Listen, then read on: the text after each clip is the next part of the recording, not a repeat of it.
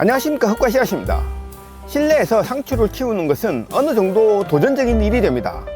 가장 문제가 되는 측면은 웃자람입니다. 웃자람의 원인은 크게 세 가지 정도로 생각해 볼 수가 있습니다.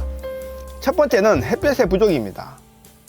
일반적으로 밝은 것을 빛이 충분하다는 것으로 여기는 경향이 있습니다. 그런데 창가에 놔두면 밝지만 줄기가 길게 자라기도 합니다. 여기서 볼 때 밝다가 충분한 빛이라고 보기에는 어려울 것 같습니다. 식물은 광합성을 하는데 광량이 중요합니다. 아파트에서 창을 통해 들어오는 빛은 상추가 씨앗에서 일정한 모종으로 만들어지기에는 부족한 경향이 있습니다. 그래서 빛의 부족으로 웃자람이 생길 수가 있습니다. 두 번째는 씨앗을 조밀하게 심은 경우입니다. 씨앗을 너무 조밀하게 심게 되면 서로 경쟁을 하기 때문에 줄기만 길게 올라오는 경향이 있습니다. 세 번째는 물을 너무 많이 준 경우입니다. 물을 너무 많이 주면 뿌리가 발달을 하지 못합니다. 그래서 잎의 성장에 필요한 충분한 양분을 먹기 위한 뿌리의 발달이 느려지게 됩니다. 그 느려진 뿌리의 발달은 다시 느린 잎의 성장을 가져오게 되고, 이러한 악순환이 계속되면서 웃자람이 조금씩 나타나는 경우가 있는 것 같습니다. 위의 세 가지 원인 중 두 가지는 환경의 영향이 아니라 키우는 사람이 조금 조심을 하면 극복이 가능할 것 같습니다.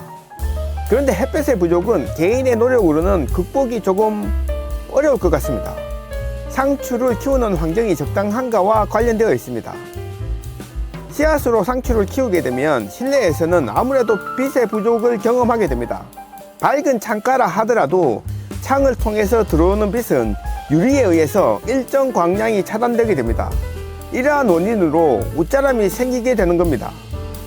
그래서 상추를 실내에서 키울 때에는 씨앗보다는 모종을 통해서 재배하는 편이 조금 좋을 것 같습니다. 상추의 종류는 여러 가지입니다. 한 측면은 상추의 모양으로 나눌 수가 있고, 다른 측면은 상추의 색으로 나눌 수가 있습니다.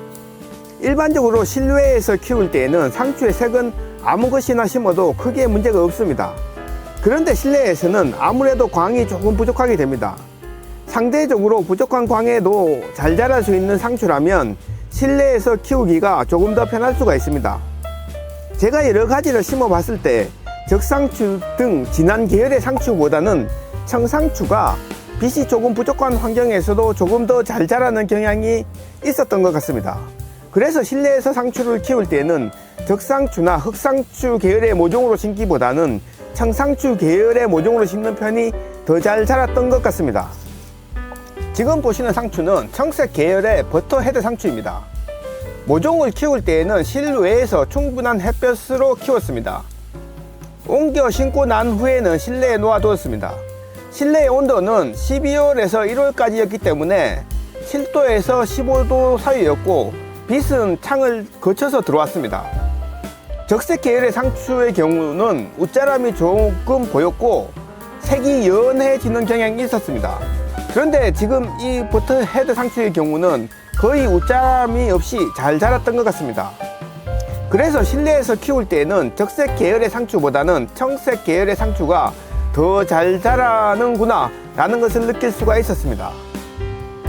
감사합니다.